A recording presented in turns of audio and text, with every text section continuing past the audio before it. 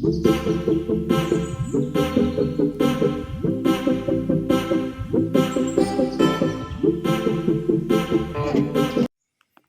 ಎಲ್ಲರಿಗೂ.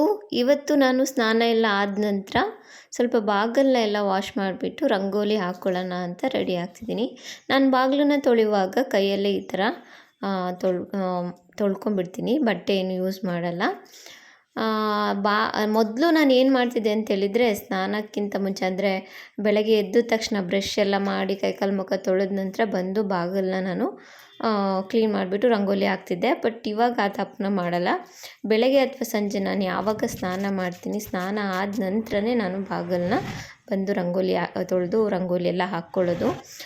ಬಾಗಿಲಲ್ಲಿ ದೇವತೆಗಳು ವಾಸ ಇರುತ್ತೆ ಅಂತ ಗೊತ್ತಾದ ನಂತರ, ಓದಿದ ನಂತರ, ಸ್ನಾನ ಮಾಡ್ದಲೇ ನಾವು ಮೊದಲೇ ಇದನ್ನೆಲ್ಲ ಮಾಡೋದು ಚೆನ್ನಾಗಿ ಅನಿಸಲ್ಲ ಅನ್ನೋ ಕಾರಣಕ್ಕೆ ನಾನು ಇವಾಗ ಸ್ನಾನ ಆದ ನಂತರ ಈ ಕೆಲಸನ ಮಾಡ್ತೀನಿ.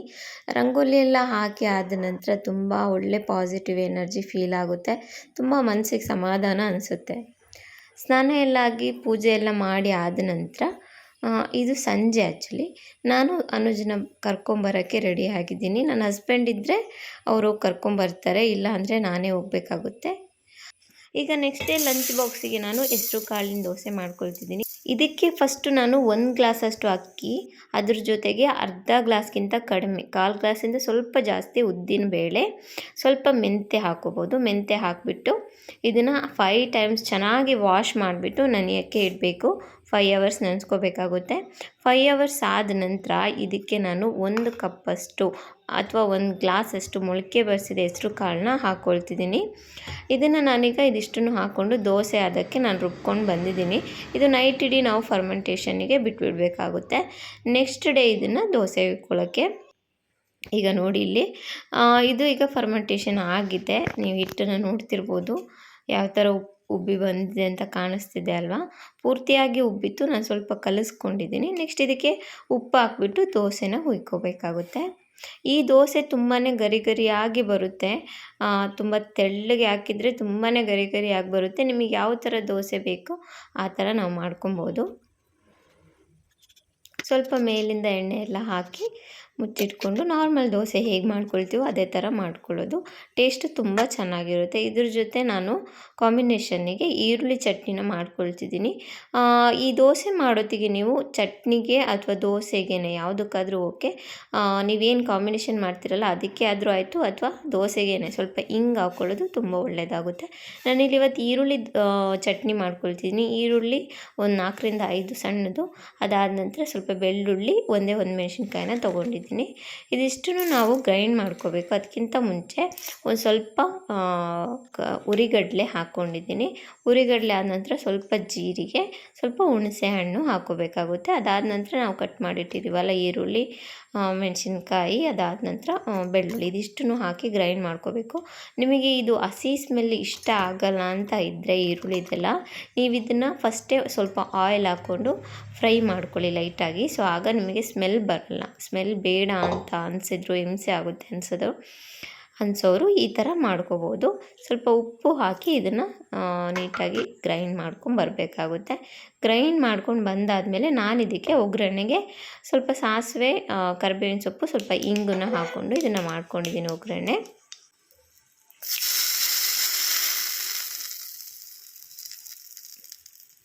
ನಂತರ ಈಗ ಸ್ನ್ಯಾಕ್ಸ್ ಬಾಕ್ಸಿಗೆ ನಾನು 1 ದಾಳಿಂಬೆ ಹಣ್ಣು, ಅದ್ರ ಜೊತೆ ಒಂದು 4ರಿಂದ 5 ಪಿಸ್ತಾ ಇಟ್ಟಿದ್ದೀನಿ.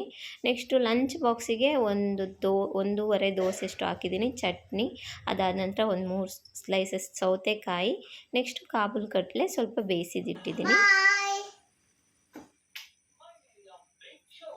ನೆಕ್ಸ್ಟು ಮಧ್ಯಾಹ್ನಕ್ಕೆ ನನಗೆ ಮಾವಿನ ಹಣ್ಣು ಇದು ಸಿಕ್ಕಿತ್ತು, ಅಣ್ಣ ಕೊಟ್ಟು ಕಳಿಸಿದ್ರು. ಸೊ ಮಾವಿನ ಹಣ್ಣಿನ ಸಾಂಬಾರು ಅಂದರೆ ಸೂಪರ್ ಅಲ್ವಾ. ಸೊ ಅದನ್ನ ಸ್ವಲ್ಪ ಹೊತ್ತು ನೆನೆಯೋಕೆ ಇಟ್ಬಿಟ್ಟು ಅದ್ರ ಸಿಪ್ಪೆನೆಲ್ಲ ಬಿಡಿಸಿ ಮಾವಿನ ಹಣ್ಣನ್ನು ಈ ಥರ ಇಟ್ಟಿದ್ದೀನಿ. ಜೊತೆಗೆ 2 ಈರುಳ್ಳಿ, ಒಂದು 5ರಿಂದ 6 ಎಸಳಷ್ಟು ಬೆಳ್ಳುಳ್ಳಿ, ಒಂದೇ ಒಂದು ಮೆಣಸಿನ್ಕಾಯಿ, ಸ್ವಲ್ಪ ಹುಳಿ ರಸ ತೊಗೊಂಡಿದ್ದೀನಿ. ಹುಳಿ ರಸದ ಬದಲು ನೀವಿಲ್ಲಿ ಹುಣಸೆ ಹಣ್ಣಿನ ರಸ ಹಾಕ್ಕೋಬೋದು. ಇದಕ್ಕೆ ಮೇಯ್ನಾಗಿ ಹುಳಿ ಮತ್ತು ಖಾರ, ಉಪ್ಪು ತುಂಬ ಇಂಪಾರ್ಟೆಂಟ್ ಆಗುತ್ತೆ. ಈಗ ಈರುಳ್ಳಿ, ಬೆಳ್ಳುಳ್ಳಿ ಮತ್ತು ಹಸಿರು ಮೆಣಸಿನ್ಕಾಯಿ ಏನು ತೊಗೊಂಡಿದ್ದೀನಿ ಇದಿಷ್ಟನ್ನು ಒಂದು ಪಾತ್ರೆಗೆ ಹಾಕಿ ಅದ್ರ ಜೊತೆಗೆ ಸಿಪ್ಪೆ ಬಿಡಿಸಿಟ್ಟಿದ್ನಲ್ಲ ಆ ಮಾವಿನ ಹಣ್ಣನ್ನು ಕೂಡ ಹಾಕ್ಕೊಂಡಿದ್ದೀನಿ. ಹಾಕ್ಕೊಂಡು ಇದಿಷ್ಟನ್ನು ಚೆನ್ನಾಗಿ ಮಿಕ್ಸ್ ಮಾಡಬೇಕು.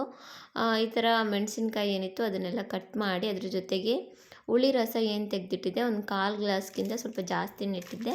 ಅದಾದ ನಂತರ ಉಪ್ಪು, ಹುಳಿ ಉಪ್ಪು ಎಲ್ಲ ಹಾಕಿ ಚೆನ್ನಾಗಿ ಇದಿಷ್ಟನ್ನು ಮಿಕ್ಸ್ ಮಾಡ್ಕೋಬೇಕು. ಈ ಮೆಣಸಿನ್ಕಾಯಿ ತುಂಬ ಖಾರ ಇದೆ, ಹಾಗಾಗಿ ಒಂದೇ ಹಾಕ್ಕೊಂಡಿದ್ದೆ. ನೆಕ್ಸ್ಟ್ ಸ್ವಲ್ಪ ಖಾರ ಪುಡಿ ಬೇರೆ ಹಾಕಬೇಕು, ಹಾಗಾಗಿ ಒಂದು ಹಾಕ್ಕೊಂಡಿದ್ದೆ. ಇದಿಷ್ಟನ್ನು ಚೆನ್ನಾಗಿ ಮಿಕ್ಸ್ ಮಾಡೋತ್ತಿಗೆ ನಿಮಗೆ ಒಂದೊಳ್ಳೆ ಪರಿಮಳ ಬರುತ್ತೆ. ಸೊ ಅದೆಷ್ಟು ಚೆನ್ನಾಗಿ ಘಮ ಘಮ ಅಂತಿರುತ್ತೆ ಅಂತೇಳಿದರೆ ಇದರಲ್ಲೇ ಊಟ ಮಾಡಿಬಿಡೋಣ ಅನಿಸುತ್ತೆ, ಅಷ್ಟು ಚೆನ್ನಾಗಿರುತ್ತೆ. ಸೊ ಇದಿಷ್ಟನ್ನು ಚೆನ್ನಾಗಿ ಮಿಕ್ಸ್ ಮಾಡಿ ಆದ ನಂತರ ಒಂದು ಗ್ಲಾಸಷ್ಟು ನೀರನ್ನ ಹಾಕಿಬಿಟ್ಟು ಇದನ್ನು ಬೇಯೋಕ್ಕೆ ಇಡಬೇಕು. ಬೇಯೋತ್ತಿಗೆ ನೀವು ಪದೇ ಪದೇ ಒಂದು ಸರಿ ಓಪನ್ ಮಾಡಿ ನೋಡಿ. ಈರುಳ್ಳಿ ಎಲ್ಲ ಚೆನ್ನಾಗಿ ಬೆಂದಿದೆ ಅಂತ ಹೇಳಿದರೆ ನೀವು ನೆಕ್ಸ್ಟು ಏನು ಮಾಡಬೇಕು, ಈಗ ನೋಡಿದರೆ ಈರುಳ್ಳಿ ಬೆಳ್ಳುಳ್ಳಿ ಎಲ್ಲ ಚೆನ್ನಾಗಿ ಬೆಂದಿದೆಯಲ್ಲ, ಇದಕ್ಕೆ ನಾವು ಖಾರದ ಪುಡಿ ಹಾಕ್ಕೋಬೇಕು. ಖಾರ ಸ್ವಲ್ಪ ಚೆನ್ನಾಗಿರ್ಬೇಕು ಈ ಸಾಂಬಾರಿಗೆ, ಹಾಗಾಗಿ ನೋಡಿ ಹಾಕ್ಕೊಳ್ಬೇಕಾಗುತ್ತೆ. ನೆಕ್ಸ್ಟು ಸ್ವಲ್ಪ ಅರಿಶಿನ ಪುಡಿ ಹಾಕ್ಕೊಳ್ತಿದ್ದೀನಿ. ನೆಕ್ಸ್ಟು ಧನಿಯಾ ಪುಡಿನೂ ಹಾಕ್ಕೊಳ್ಬೇಕು 1 ಸ್ಪೂನಷ್ಟು. ಈಗ ನಾನು ಖಾರ ಪುಡಿ 2 ಸ್ಪೂನ್ ಹಾಕಿದ್ದೀನಿ, ಅರ್ಧ ಸ್ಪೂನು ಅರಿಶಿನ ಪುಡಿ, ಧನಿಯಾ ಪುಡಿ 1 ಸ್ಪೂನಷ್ಟು ಹಾಕ್ಕೊಂಡಿದ್ದೀನಿ. ಇದಿಷ್ಟನ್ನು ಹಾಕಿ ನೀಟಾಗಿ ನೆಕ್ಸ್ಟು ಒಂದು ಅರ್ಧ ಸ್ಪೂನಷ್ಟು ಕಾಳುಮೆಣಸು ಪೌಡ್ರು, ಅರ್ಧ ಸ್ಪೂನಷ್ಟು ಜೀರಿಗೆ ಪೌಡ್ರು, ಇದಿಷ್ಟನ್ನು ಹಾಕಿ ಚೆನ್ನಾಗಿ ಮಿಕ್ಸ್ ಮಾಡಿಬಿಟ್ಟು ಒಂದು 2 ಗ್ಲಾಸಷ್ಟು ನೀರನ್ನ ಹಾಕ್ಕೊಳ್ತೀನಿ. ಸಾಂಬಾರು ಎಷ್ಟು ಬೇಕಾಗುತ್ತೆ ಅಷ್ಟು ನೋಡಿ ಟೇಸ್ಟಿಗೆ ತಕ್ಕಂಗೆ ಒಂದು 2ರಿಂದ 3 ಗ್ಲಾಸಷ್ಟು ನೀರನ್ನ ಹಾಕ್ಕೊಬೋದು. ಅದ್ರ ಜೊತೆ ಬೆಳ್ಳುಳ್ಳಿ ಏನು ಬೆಂದಿರುತ್ತಲ್ಲ ಅದನ್ನು ನೀಟಾಗಿ ಸ್ಮ್ಯಾಶ್ ಮಾಡ್ಕೊಂಬಿಡಿ. ಸ್ಮ್ಯಾಶ್ ಮಾಡಿ ಹಾಕೋದ್ರಿಂದ ತುಂಬಾ ಟೇಸ್ಟಿಯಾಗಿರುತ್ತೆ. ಈಗ ಹಾಗೆ ಬಿಡೋಕ್ಕಿಂತ ಈ ಥರ ಸ್ಮ್ಯಾಶ್ ಮಾಡಿದ್ರೆ ತುಂಬ ಚೆನ್ನಾಗಿರುತ್ತೆ. ಇಷ್ಟೇ ಸಾಕಾಗುತ್ತೆ. ಇಷ್ಟು ಹಾಕಿ ಚೆನ್ನಾಗಿ ಕುದಿಸಿದ್ರೇ ಸಾಂಬಾರು ತುಂಬ ಟೇಸ್ಟಿಯಾಗಿರುತ್ತೆ, ತುಂಬ ಘಮ ಘಮ ಅಂತ ಇರುತ್ತೆ. ಖಂಡಿತ ಈ ಥರ ಮಾವಿನ ಹಣ್ಣು, ಸಣ್ಣ ಸಣ್ಣ ಮಾವಿನ ಹಣ್ಣು, ಕಾಡು ಮಾವಿನ ಹಣ್ಣು ಅಂತ ಹೇಳ್ತಾರೆ, ಇದನ್ನು ಸಿಕ್ಕಿದರೆ ಖಂಡಿತ ಸಾಂಬಾರು ಈ ಥರ ಮಾಡಿ ಟ್ರೈ ಮಾಡಿ ನೋಡಿ. ಇನ್ನೊಂದು ಸರಿ ಉಪ್ಪೆಲ್ಲ ಚೆಕ್ ಮಾಡಿ ಮತ್ತೆ ಹಾಕ್ಕೋಬೇಕಾಗುತ್ತೆ. ಇದ್ರ ಜೊತೆ ಎಕ್ಸ್ಟ್ರಾ ಫಿಟ್ಟಿಂಗ್ ಅಂತೇಳಿ ನಾನು 1ರಿಂದ 1.5 ಸ್ಪೂನಷ್ಟು ಚಿಕನ್ ಮಸಾಲೆ ಹಾಕ್ಕೊಂಡಿದ್ದೆ. ಅದು ಹಾಕಬೇಕು ಅಂತ ಏನಿಲ್ಲ, ಜಸ್ಟ್ ಆಪ್ಷನಲ್ ಅಷ್ಟೇ, ನಾನು ಹಾಕ್ಕೊಂಡಿದ್ದೆ.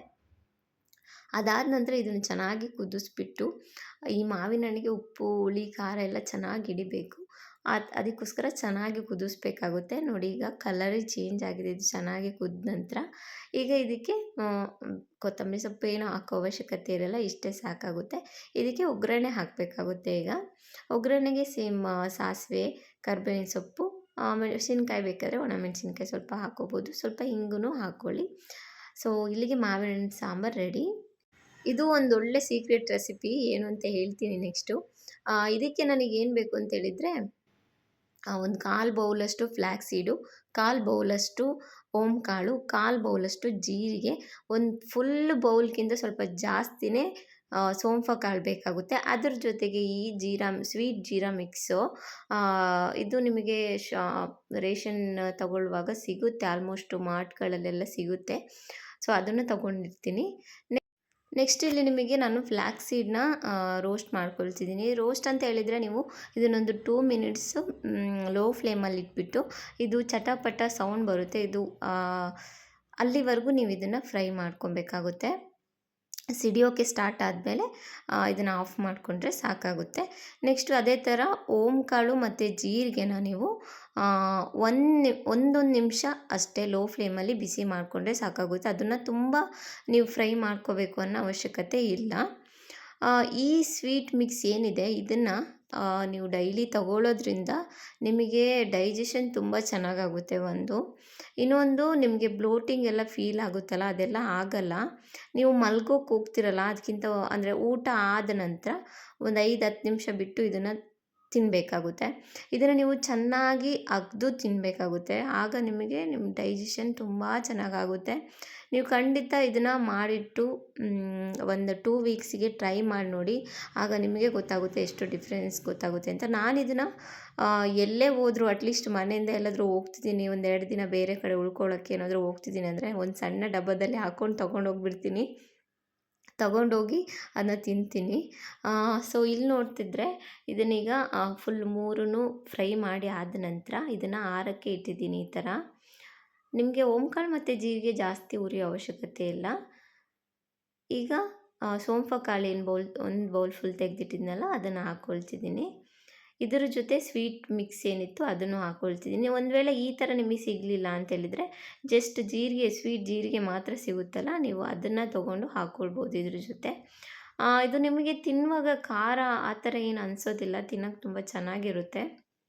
ನನ್ನ ಮಗ ಪ್ರತಿದಿನ ಊಟ ಆದ ನಂತರ ಫಸ್ಟು ಹೋಗಿ ಅಮ್ಮ ಜೀರಿಗೆ ತಿಂತೀನಿ ಅಂತ ಅವನೇ ಹೋಗಿ ತೊಗೊಂಡು ತಿಂತಾನೆ. ತುಂಬ ಖುಷಿಯಾಗುತ್ತೆ. ಸೊ ಇದೇ ಥರ ಡಿಫ್ರೆಂಟ್ ವೀಡಿಯೋಗಳನ್ನ ಮಾಡೋಕ್ಕೆ ನಿಮ್ಮ ಸಪೋರ್ಟ್ ತುಂಬಾ ಇಂಪಾರ್ಟೆಂಟ್ ಆಗುತ್ತೆ. ದಯವಿಟ್ಟು ನನಗೆ ಸಪೋರ್ಟ್ ಮಾಡಿ, ಚಾನಲ್ನ ಸಬ್ಸ್ಕ್ರೈಬ್ ಮಾಡಿ, ವೀಡಿಯೋಗಳನ್ನ ನೋಡಿ. ಈ ವಿಡಿಯೋ ನಿಮಗೆ ಇಷ್ಟ ಆಗಿದರೆ ಶೇರ್ ಮಾಡಿ, ಲೈಕ್ ಮಾಡಿ, ಕಮೆಂಟ್ ಮಾಡೋದನ್ನ ಯಾವುದೇ ಕಾರಣಕ್ಕೂ ಮರಿಬೇಡಿ. ಮತ್ತೆ ಸಿಗ್ತೀನಿ. ಅಲ್ಲಿವರೆಗೂ ಬಾಯ್.